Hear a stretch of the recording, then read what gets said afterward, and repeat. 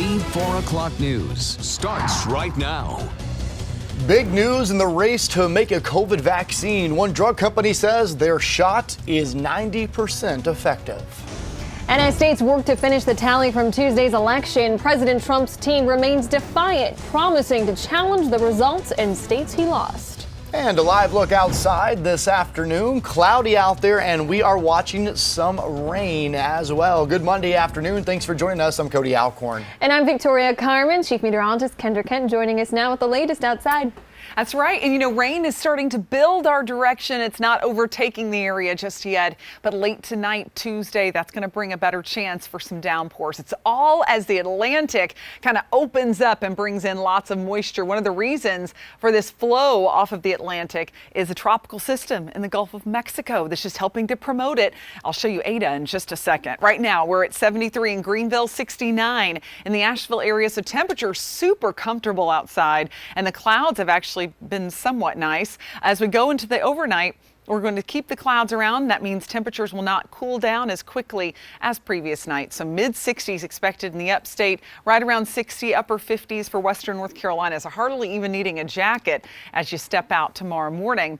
There's Aydah. Notice how far away it is from us, really, but it is helping to promote that onshore flow, which is going to help to increase rain chances, especially as a cold front approaches. But really, we're not seeing anything directly from the system at this point, and we won't for a while, because take a look. It is going to meander around the eastern Gulf for quite some time, slowly moving northward and weakening to a depression likely as we get toward late Friday into Saturday, but could send some moisture up into the southeast. You can see that cone of uncertainty includes everyone from Louisiana all the way over to Tampa. Here's a look at the computer models. This isn't too reassuring because we certainly don't have a very good feel for where it's going to go after Wednesday or Thursday. Cody just made a look at it too. I tell you, it's a very strange forecast. So we'll continue to keep you posted. But right now, it looks like we could still see some rain out of the system at some point this upcoming weekend. We'll talk much more about it and our rain chance the next 48 hours coming up. But first, let's head on over for a traffic check. Hi, Kendra. Good afternoon, everybody. We have a number of accidents out there starting in Lawrence County, Greenville County, and Spartanburg County. Listen up if you're about to head in any of these directions. 385 southbound right at exit 22 at Old Lawrence Road, just south of Fountain Inn.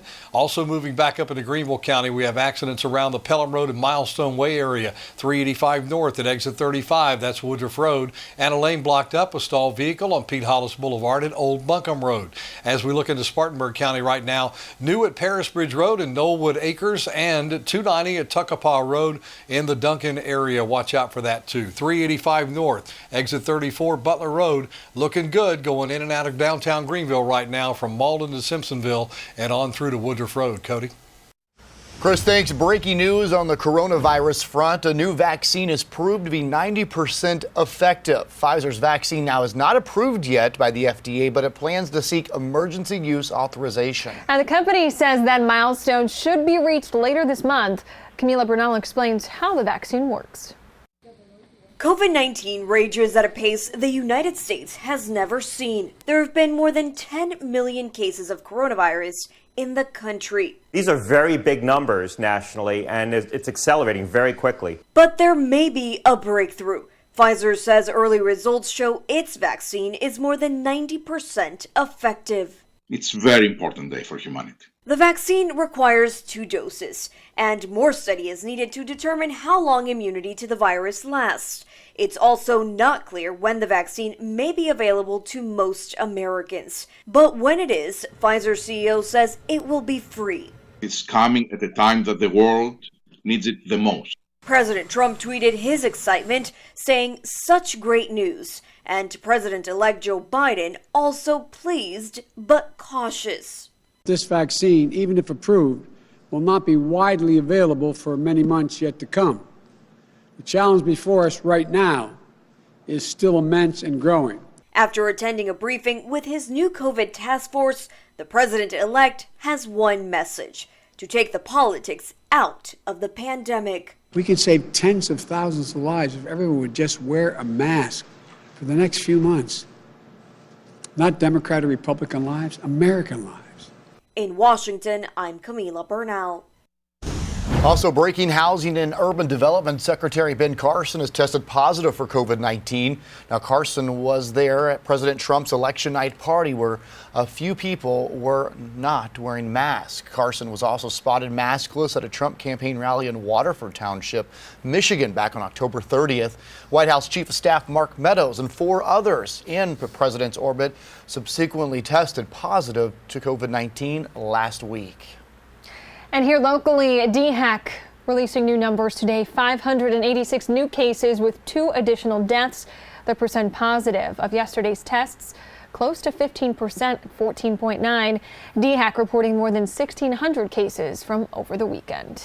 All new at 4, President Trump fired Defense Secretary Mark Esper today. The president posted on Twitter, quote, "Mark Esper has been terminated. I would like to thank him for his service." Now, several defense officials say Esper knew he was about to get fired and had his resignation letter prepared.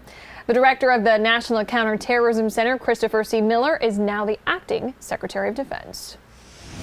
And we're talking you decide. President Trump says he is not giving up the election without a fight. The president is pushing forward with legal action alleging voter fraud in several battleground states. The president's legal team says they plan to file at least 5 suits by the end of the week. They've already had 3 lawsuits thrown out because of a lack of evidence. The latest in Michigan, where Joe Biden, president-elect, pulled ahead after Election Day. Now, President Trump is refusing to concede, even planning to revive his campaign-style rallies.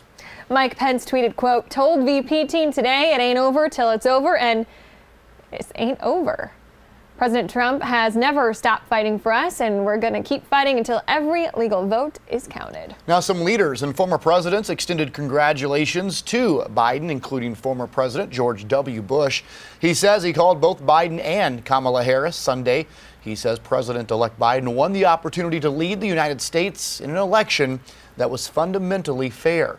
In a statement, Bush also said President Trump has the right to request recounts, though President-elect Biden's win is clear. Now, the vote count is still out in several states. Right now, Georgia, North Carolina, and Alaska are still counting ballots. Now, Biden holds a slight lead in Georgia, about 10,000 votes, which will lead to a recount that could take until the end of the month. President Trump leads in North Carolina and Alaska. But even if Georgia flips back to red, it's mathematically impossible for President Trump to pick up enough electoral votes to win re-election. Republican Congressman Doug Collins will lead a recount team in Georgia for President Trump's campaign. Biden currently leads Georgia by about 10,000 votes. Collins says the Trump campaign is confident they'll find evidence of improperly harvested ballots and other irregularities. The state voting implementation manager addressed that topic this afternoon. We are going to find that people did illegally vote. That's going to happen. There are going to be double voters. There are going to be people who did not have the qualifications of a registered voter to vote in this state. That will be found. Is it 10,353? Unlikely. But every election, as I've said, I think every day at this podium, is imperfect. Now, Sterling says his team is following Georgia law to the letter. He also says a Democratic shift in the state did not happen overnight, citing recent elections where the red state is turning more blue. Well, control over the Senate is still up for grabs. Georgia could be the tipping point to determine which party will take control. Right now, the Senate is evenly split. It's 48-48. So 2 Senate races heading to a runoff in January. That's incumbent Republican Senator Kelly Loeffler. She'll face Democrat Raphael Warnock. The 2 came out with the most votes in last week's special election with 21 total candidates. And incumbent Republican Senator David Perdue was hoping to keep his lead over Democratic challenger Jon Ossoff. Neither candidate got 50% of the vote. The runoff elections are set for January 5th. Well, Stacey Abrams getting a lot of credit for boosting Democrats in what used to be a reliably red state. Abrams came close to becoming Georgia's governor back in 2018. Her near miss left in place a campaign infrastructure and proved to Democratic donors, volunteers, and voters that it was possible to win in the growing, diversifying Deep South state. Well, the vote is still out in North Carolina and likely will be for a few more days as the state accepts more overseas ballots. President Trump is leading in the state with 99% reporting. In Henderson County, 83% of registered voters cast a ballot in this election, one of the best showings they've ever had. We've got about close to 550 ballots that will need to be either approved or disapproved on canvas. Over 300 are mail ballots, and if they've got a postmark of November 3rd, they'll be counted. Our provisionals, of course, are just like always. You know, if you're registered and we can validate, you know, your information, your vote will count. We're told they had no issues on Election Day, and they had more than enough poll workers. And make sure you download our free Fox Carolina News app. It really is a great tool to stay informed throughout this continuing election process. We'll push out any breaking news alerts straight to your phone. A developing story now. The Oconee County coroner named a man and teen killed in a shooting last night. This happened along Tribble Street. The interim police chief tells us one of the victims found on the ground while the other was on the other side of the road. 20-year-old Christopher Todd died on scene, and 17-year-old Zima Fling died in an ambulance on the way to the hospital. Autopsy is scheduled for tomorrow as the investigation continues. Well, we are tracking Aydah as it rips through Florida, causing widespread rainfall and dangerous flooding. Plus, a Spartanburg County military veteran honored with a congressional letter presentation, flag ceremony, music, and a final salute. We'll have that story next. And we'll tell you where you can get some of the most delicious, spiciest chicken in the South.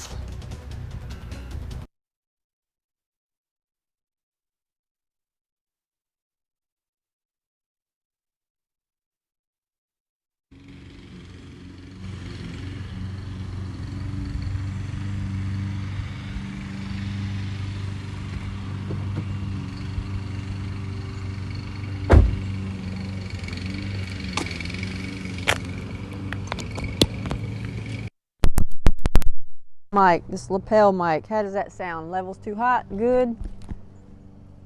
What do you think so far? A little muffled. I'm telling you, these things suck. What about now? I don't really know what I can do to change muffling. Are you getting, it is better? Okay. But can you hear me okay?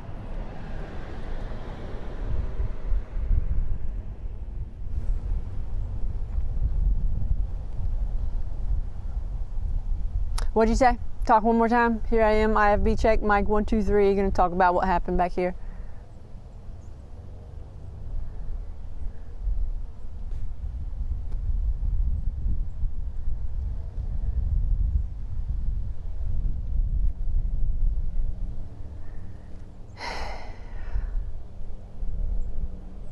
You know, loving the assignments today.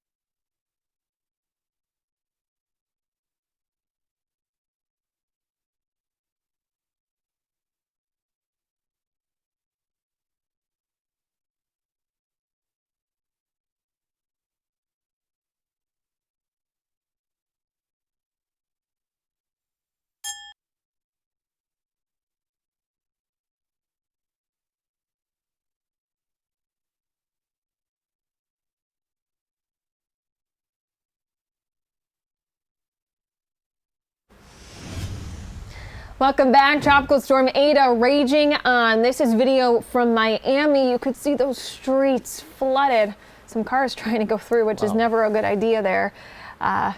Yeah, plenty of cars actually. But just Lamborghini. I don't think I'd be wanting to do that to my Lambo. I was going to say, that's a sports car, pretty expensive one.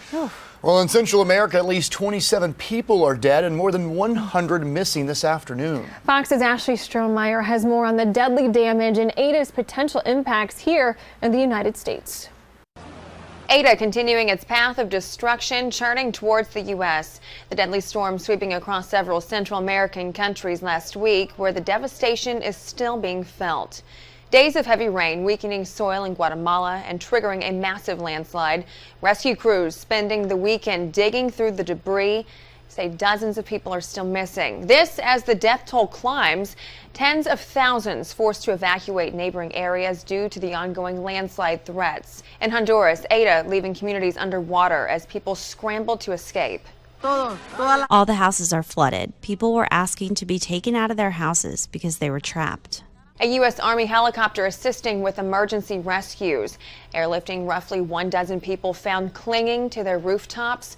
Residents pleading for help, saying government recovery efforts are too slow. The houses are destroyed. We have no place to live. The government of Honduras must support us. Aydah's powerful gusts and torrential downpours also flooding Cuba Sunday as the storm swings towards Florida. Some folks in the Keys boarding up homes and businesses as others question if Aydah will be a threat. Not a whole lot of movement as far as storm preparation. This is just another tropical storm. But weather officials predict Aydah could strengthen. Heavy storm surge and rain are expected to batter the Florida coastline throughout this entire week.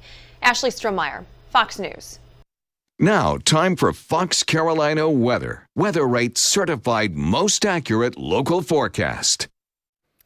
Well, Aydah has now moved away from Florida at this point, but it's going to continue to hang out in the eastern Gulf of Mexico. Winds at 50 miles per hour, expected to dip south briefly and then rise toward the north and eventually weaken to a depression as we get toward Friday and this weekend. A lot of the computer models trying to push it over closer to the Louisiana coastline at this point, but we got a while to watch this, and this could easily change on us. But notice that a bunch of them have it kind of hooking off. It's going to likely hook up with a cold front that moves in this weekend and move up potentially through Mississippi. But again, time will tell on this one. But some models still try to pull it through the Carolinas, but that's looking a little bit less likely at this point. But we're still getting some influence out of it. As it spins counterclockwise in the Gulf, it's helping to pull in a flow off the Atlantic. So we're seeing a few stray showers across the Carolinas now. And as a cold front approaches, we'll see that rain pick up in intensity. So we're starting the rain chance tonight, and we keep it through the day on Wednesday. Right now it is in the 70s in the upstate. We're in the 60s for most part in western North Carolina. We're going to start the day at 60 tomorrow with some clouds, a couple showers possible, but the rain threat will increase through the day. So mid 60s to low 70s, that's as warm as it'll get, and we will have the cloud cover pretty much throughout. So on the Carolina Sky Meter, not giving it the greatest grade. It's going to get a 5 out of 10 with that increasing rain chance and of course just having to deal with not such a pretty day. Here's a look at 8 p.m. Tuesday. This is when it really is expected to start to pick up. And it's going to be the heaviest, especially right up along the North-South Carolina border where we get that upslope flow location where it hits up against the mountains and really helps to focus the downpour. So we're going to see a little better chance of rain in those spots, especially through Tuesday. Wednesday morning looks fairly quiet. We'll see a few showers, but the front moves in late Wednesday. That's when a few heavy downpours could develop, perhaps some rumbles of thunder. Severe threat does look low, though, right now with this system. And a lot of that's going to start to pull off, leaving not the prettiest day on Thursday, but just a few lingering showers. The heaviest rain threat should be pretty much done. We're looking at anywhere from an inch to possibly 3 inches of rain across the area. This is one model estimate by late on Thursday. So not a huge rain event for us, but certainly some spots could cash in on quite a bit of rain out of it. And then as we go through the rest of the week, notice rain chance goes down a bit on Thursday. Looks mostly dry for Friday, so good news for the playoffs for high school football. And then a slight chance of rain Saturday. Sunday looks like our better chance as a cold front moves through, and that could have a little bit of moisture left from Aydah with it. I know Aydah's just been around forever, and we'll keep you posted as to how that evolves. Of course, you can always head to foxcarolina.com for your interactive radar and your hour-by-hour outlook. Now let's head over to Chris to check in on traffic. Right, Kendra, thanks so much. We're following Oconee County in an accident down in that area that is blocking the roadway from just over South Carolina to the Georgia line. It's 85 southbound from exit 1, Highway 11 to exit 177 at Georgia 366. So be prepared to slow down if you're heading out of Anderson through Oconee County into Georgia, as that lane is, both lanes, all lanes are blocked up right now. Let me update you on several other accidents around Greenville. Pelham Road at Milestone Way is clearing. 385 north, exit 35, we didn't see. Pete Hollis Boulevard downtown and Buncombe Road, we have a lane blocked up there with a stalled vehicle and a left lane blocked up with Wade Hampton at Lee Road as an accident there has occurred. Spartanburg County, Paris Bridge Road at Knollwood Acres Road and 29 90 at Tuckapaw Road. As we look at Lawrence County, 385 South, exit 22 at Old Lawrence Road may slow you down too. Looking first at our 85, 54.5 mile marker right before Pelham Road. And, starting to see a little bit of slowdown, business slowdown, but nothing too major. And other than that interstate accident there at Oconee County, that's one to watch certainly around exit 1. We'll keep you updated on that one this afternoon as well. Join our Waze traffic team. Be a part of it by getting into the Waze groups. It's Fox Carolina Traffic. Look for that. Click and join the team. Cody? Chris, thanks. An Army veteran of over 20 years got quite the surprise today. A socially distanced honor ceremony right in his front yard from a very special group that makes sure veterans in hospice care don't take that last patrol alone. Fox Carolina's Carrie Weimer was there today as those veterans from really all branches of service gathered in Inman. And what exactly happened in that ceremony today, Carrie? Well, I tell you guys, I got to witness something very special today. It happened right here behind me in the front yard where I'm standing. A very special group of veterans and volunteers got together to make sure that retired Army Sergeant Dale Johnson from Inman knows just how special he is and how much we all appreciate his service. Take a look. The Veterans Last Patrol organization, whose mission is to give companionship to veterans that are in a hospice stage of life, partnered with Providence Hospice Care today to make sure Sergeant First Class Dale Johnson in Inman knew he wasn't forgotten. The ceremony included the Pledge of Allegiance, a certificate from the State House of Representatives, and the ceremonial playing of taps on the bugle. Obviously, being in a hospice stage is a very tough time in life. And of course, in American society, it's not unusual for family to be living all over the country, all over the world for that matter.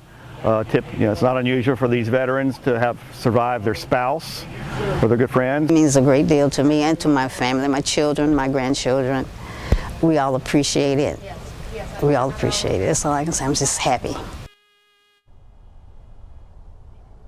The vice chairman of Veterans Last Patrol also said today that many Vietnam veterans are now approaching hospice stage. He said there's no one under 65 years old that served in Vietnam. It's an interesting fact there. Now, the vice chairman also told me today that they have volunteers in over 15 states, but of course they need more. So if you're interested in helping out this fabulous group that comes out and really does something special, we've got more information in our As Seen On section in our free Fox Carolina News app. Reporting in Inman, I'm Carrie Weimer, Fox Carolina, the 4 o'clock news. So cool, Carrie, and a great way to help out. We are following breaking news now, though. This is in Spartanburg County, where one person is dead after a shooting in Roebuck. And we were out on the scene. This is Wingo Road. The shooting happened nearby on Teresa Street. The coroner confirmed the victim, Lauren Wofford, was shot and killed just before 10 o'clock this morning. And the sheriff's office just announcing they've arrested Kenneth Lewis. The sheriff's office says that he shot the victim. Deputies say the victim was dating Lewis's daughter, and his daughter and other witnesses were at the scene when that shooting happened.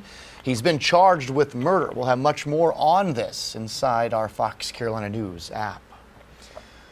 So hide your toilet paper. The alarming trend that has stores limiting everyday items once again. And this week's four-legged friends, well, has pets from Feline Lifeline. Two sister cats are looking for their forever home together. Princess, Charlotte, and Patch. We'll have more on that coming up.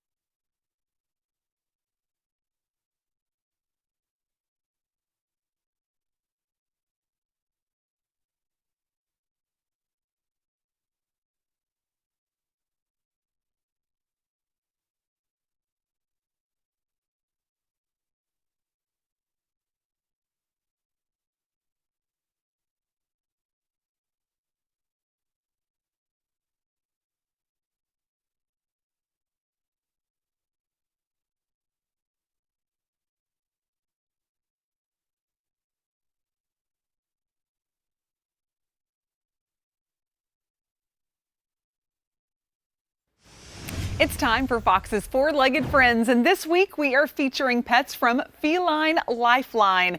So essentially, it's Cat Week here at Fox Carolina, and we're going to start with Princess Charlotte and her sister Patch. Okay, so Princess Charlotte is approximately 10 to 11 weeks old. They both are.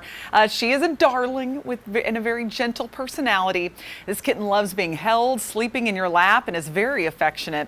And Charlotte's very bonded with her sister Patch, so we'd like to keep them together and have them adopted as a pair. Both are great with kids. Patch is also about 10 to 11 weeks old, very playful, curious, and affectionate. They're great with all ages. And anyone looking for cuddly fur babies, all you have to do is head to felinelifeline.org, and all pets are up to date with their shots and physical exams. But just another example of a great rescue group where they, keep these cats in their homes and make sure that they're adjusted and ready for the right family. So, yeah, if you want a pair of kitties, be sure to give them a call.